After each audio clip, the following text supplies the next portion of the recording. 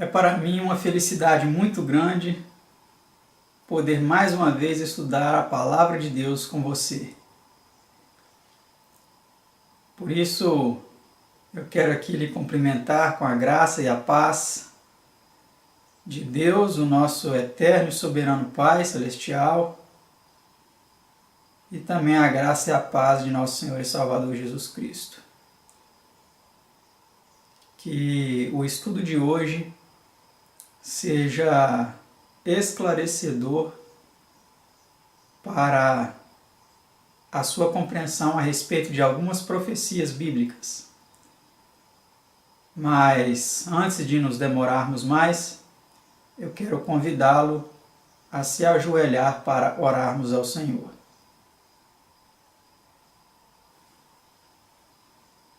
Pai Santo, Deus amado, soberano do universo, louvado e engrandecido seja o Teu nome e o nome de Seu Filho unigênito, nosso Senhor e Salvador Jesus.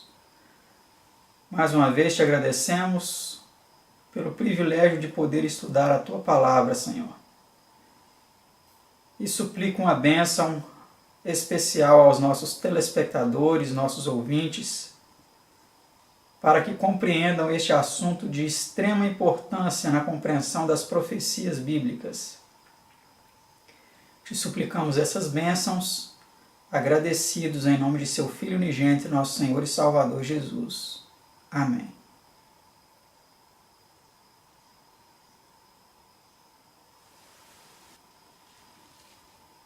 O estudo de hoje é o estudo de número 55.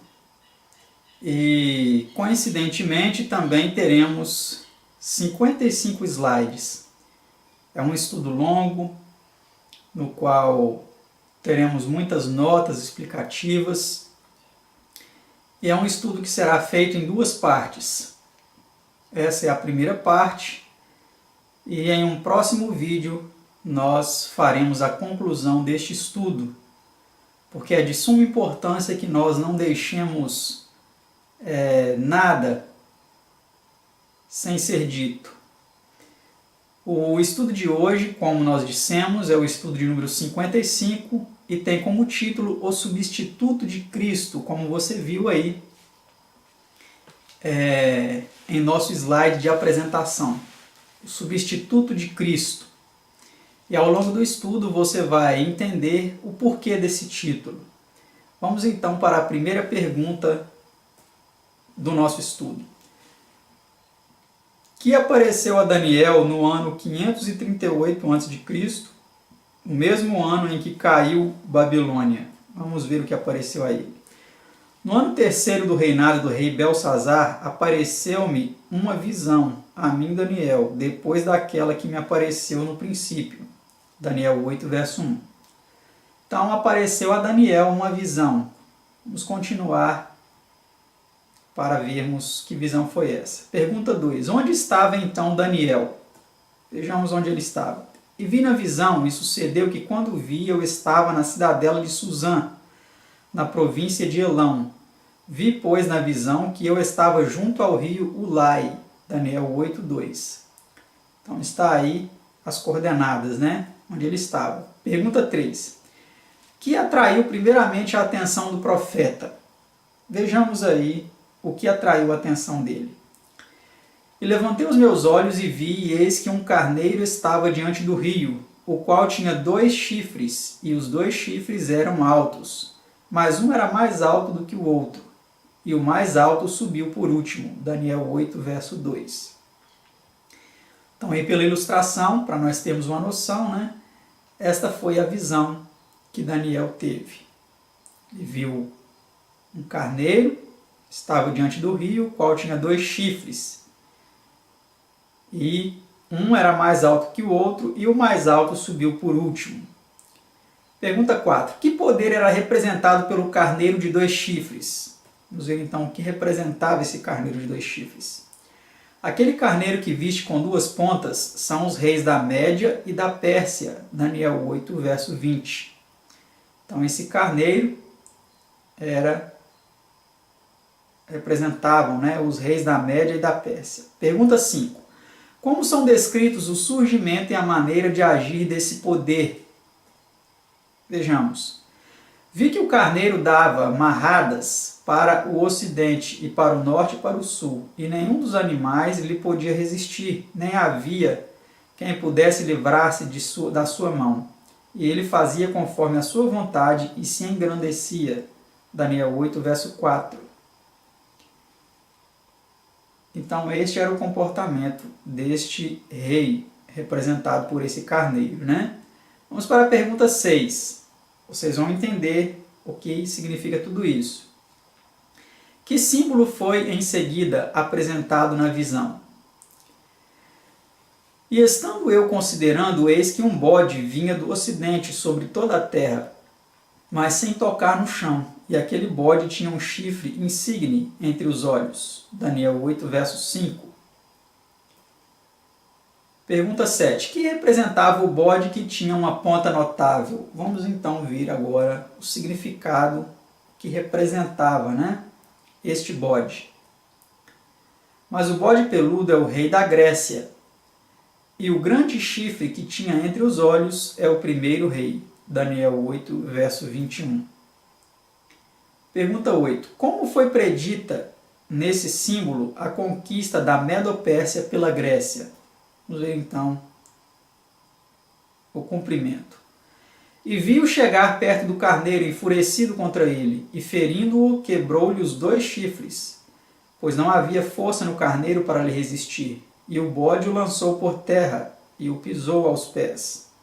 Não houve quem pudesse livrar o carneiro da sua mão. Daniel 8, verso 7. Pergunta 9 agora. O que aconteceu quando o bode estava na sua maior força? E o bode se engrandeceu sobremaneira, mas estando na sua maior força, aquele grande chifre foi quebrado. E no seu lugar subiram outros 4, também insígnes, para os 4 ventos do céu. Daniel 8, verso 8. Então note bem vocês. O primeiro animal, o carneiro, ele tinha 2 pontas. E ele foi derrotado pelo bode. E esse bode, ele tinha um grande chifre, aqui vem dizendo em Daniel 8, verso 8, e esse grande chifre ele foi quebrado e no seu lugar subiu 4. Então nós vemos aí a sucessão de acontecimentos, de eventos proféticos que em seguida nós vamos entender o que representam. Que era representado pela grande ponta e que aconteceu depois de ela ter sido quebrada. Então vem aí Daniel 8, 21 e 22 a explicação. Mas o bode peludo é o rei da Grécia, e o grande chifre que tinha entre os olhos é o primeiro rei. O ter sido quebrado, levantando-se 4 em lugar dele, significa que 4 reinos se levantarão da mesma nação, mas não com a força dele. E aí você pode ver então, nessa ilustração, o que representam esses 4 reinos que se levantaram aí no lugar deste rei, né? Mais para frente nós vamos ver um pouco mais detalhadamente aí como vem dizendo nessa nota, que diz assim: da interpretação dada é claro que a ponta notável do bode representava Alexandre o Grande, que comandou as forças gregas em sua conquista da Medo-Pérsia. Por morte de Alexandre em Babilônia, no ano 323 a.C., seguiu-se um curto período de confusão e luta pela posse do reino, mas a sucessão foi definitivamente determinada pela Batalha de Isso, em 301 a.C. Os 4 principais generais de Alexandre, Cassandro, Lisímaco, Ptolomeu e Seleuco, foram seus sucessores. O vasto império criado pelas conquistas inigualáveis de Alexandre foi ofuscado pelas contendas e guerras de seus sucessores. E antes do fim do 4º século a.C., já se havia dividido em muitos fragmentos. Além de estados menores, 4 bem definidas monarquias surgiram das ruínas. Seus chefes eram Lisímaco, Cassandro, Seleuco, Nicator e Ptolomeu, que se haviam intitulado reis. A grande ponta estava quebrada, e em seu lugar surgiram 4 notáveis para os 4 ventos do céu. História da Grécia, de Myers, página 457, edição de 1902. Então nós vemos aí, meus amados, o cumprimento desta profecia na história. É importante nós salientarmos, é importante nós frisarmos aqui que muitos intérpretes eles têm aplicado o cumprimento dessas profecias aos nossos dias, mas é importantíssimo nós analisarmos que a própria Bíblia, a própria Escritura, ela vem dizendo que esse bode, esse carneiro são representações dos reinos da Medo-Pérsia e da Grécia. Essa é uma interpretação dada pelas próprias Escrituras e que pode ser comprovada nos livros aí de história, né, que vem retratando a sucessão e queda dos impérios mundiais. Pergunta 11. Que saiu de um dos 4 chifres do bode? Vejamos então o que saiu de um desses 4 chifres. E de um deles saiu um chifre muito pequeno, o qual cresceu muito para o sul e para o oriente, e para a terra formosa. Daniel 8, verso 9. Vamos agora para a pergunta 12. Que interpretação se dá a essa ponta pequena? Vejamos então. Mas no fim de seu reinado, quando acabarem os prevaricadores, se levantará um rei feroz de semblante e será entendido em adivinhações. Daniel 8, verso 23. Vamos ver aqui o que representa isso. Pergunta 13. Que fez ao povo de Deus essa ponta pequena? E se engrandeceu até contra o exército do céu, e a alguns do exército e das estrelas lançou por terra, e os pisou. Daniel 8, verso 10. Em que linguagem literal, pergunta 14, acha-se ainda descrita essa perseguição do povo de Deus? Vamos ver que linguagem declara isso. E se fortalecerá o seu poder, mas não pela sua própria força, e destruirá maravilhosamente, e prosperará, e fará o que lhe aprouver, e destruirá os poderosos e o povo santo. Daniel 8, verso 24. Vamos para a pergunta 15 agora. Como se exaltaria a ponta pequena contra Cristo e contra a sua obra de mediação? Vamos ver então a continuação do poder dessa ponta pequena. E se engrandeceu até contra o príncipe do exército, e por ele foi tirado o contínuo sacrifício, e o lugar do seu santuário foi lançado por terra. Daniel 8, verso 11. Então, nós vemos aí o atrevimento desse poder, né? Ele foi tão terrível que ele tirou o contínuo sacrifício e o lugar do seu santuário foi lançado por terra, né? Pergunta 16. Na interpretação da visão, como é apresentada essa exaltação própria? Vamos ver aqui um pouco agora a respeito da interpretação dessa visão. E pelo seu entendimento também fará prosperar o engano na sua mão, e no seu coração se engrandecerá, e destruirá a muitos que vivem em segurança. E se levantará contra o príncipe dos príncipes, mas sem mão será quebrado. Daniel 8, verso 25. Então nós vemos aí que ele, seu atrevimento, se exaltaria até mesmo contra o príncipe dos príncipes, né? O nosso Senhor Jesus. Pergunta 17. Que linguagem semelhante é usada pelo apóstolo São Paulo na descrição do mistério da iniquidade ou do homem do pecado?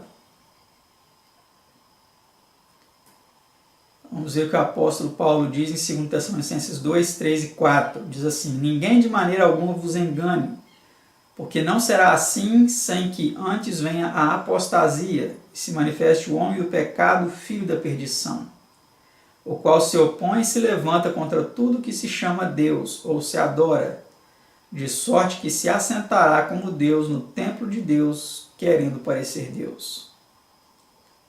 Por isso que o título desse estudo se chama O Substituto de Cristo, porque ele tentaria substituir o próprio Cristo como sacerdote. Vamos agora para uma nota aqui para a nossa melhor compreensão destes detalhes da profecia. Os dois últimos textos evidentemente descrevem um e o mesmo poder, um poder que, conquanto religioso e professamente cristão, é anticristão em espírito e o próprio homem do pecado, possuído da ambição egoísta de Lúcifer, conforme Isaías 14, 12 a 14, Ezequiel 28, 17. Presume ele ocupar o próprio trono de Deus no templo de Deus, professando ser o substituto de Cristo, e levanta-se ou reina em lugar do príncipe dos príncipes, ou contra ele. Tá certo, meus amados? Então nós vemos que este poder, encabeçado por um homem que tem o poder de chefe de Estado e o poder de chefe máximo de uma religião mundial, ele se exaltou sobremaneira contra Deus, que ele se colocou como substituto de Cristo, ou em uma palavra mais apropriada dentro do universo deste poder e dos que o servem, ele é o vigário de Cristo, ou em latim o vicarius filii Dei, vigário filho de Deus. A palavra vigário significa aquele que se coloca no lugar de, aquele que faz as vezes de. Você pode pesquisar depois o significado da palavra vigário e compreenderá que é aquele que se coloca no lugar de, ou seja, o substituto de Cristo. Então, segundo as pessoas que servem a este poder, e até mesmo muitos estudiosos que não têm ligação ideológica ou de fé com este poder, sabem que ele é assim denominado, o vigário filho de Deus, o substituto de Cristo, o sumo sacerdote da igreja na terra. Então foi assim que ele se colocou no lugar do próprio Cristo e também se colocou contra o próprio Cristo. Vamos para a próxima pergunta, pergunta 18. Que foi entregue nas mãos do poder apresentado pela ponta pequena? Então vamos ver o que foi entregue nas mãos dele. Esse poder que é representado por um chifre pequeno, por uma ponta pequena. E o exército lhe foi entregue com o sacrifício contínuo por causa das transgressões. Daniel 8, verso 12, primeira parte. Então ele vem dizendo que o exército lhe foi entregue, com o sacrifício contínuo. Mais para frente nós vamos entender o que representa isso. Pergunta 19. Que fez contra a verdade esse poder? Então nós vemos aí, e lançou a verdade por terra, fez isso e prosperou. Daniel 8, verso 12, última parte. Então nós vemos aí, meus queridos, meus amados, que esse poder, ele, de forma bem atrevida, de forma bem soberba, ele lançou a verdade por terra. Ele mudou a lei de Deus, como se isso fosse possível. Ele mudou os 10 mandamentos. Ele pisou na lei de Deus. Ele mudou as ordenanças de Deus. E ele assim ensinou para muitas pessoas. E o interessante é que a profecia aponta que este poder, ele de certa forma prosperaria nessa obra de engano, nessa empreitada de lançar a verdade por terra. A profecia aponta que ele prosperou fazendo isso. E hoje nós vemos claramente a prosperidade deste poder mundial ao contar com o apoio de milhões e milhões de pessoas, aceitando os seus ensinamentos que foram criados por esse próprio poder, que mudou a verdade de Deus pela mentira e ensinou assim a muitas pessoas. Você quer saber mais detalhes a respeito de como isso aconteceu? Não perca a próxima e última parte, a segunda e última parte deste estudo, o estudo 55, o substituto de Cristo. Nós voltamos com a continuação desse vídeo em um próximo vídeo para dar mais detalhes a respeito do cumprimento desta profecia no poder papal da Ponta Pequena. Nos acompanhem e entenda um pouco melhor no próximo vídeo da nossa série de estudos bíblicos. Até mais!